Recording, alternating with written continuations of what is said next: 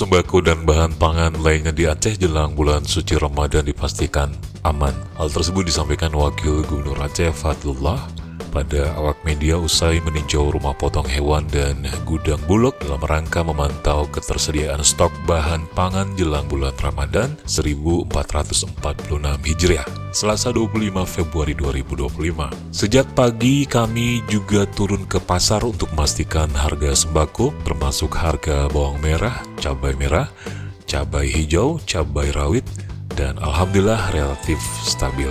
Kami juga ke lokasi penjualan hewan, ke rumah potong hewan untuk memastikan kesediaan daging di hari megang beberapa hari ke depan, ujar Wagub. Fadlullah mengakui berdasarkan pantauannya memang terjadi kenaikan harga pada sejumlah bahan pokok, terutama jenis cabai dan bawang, namun masih dalam batas wajar.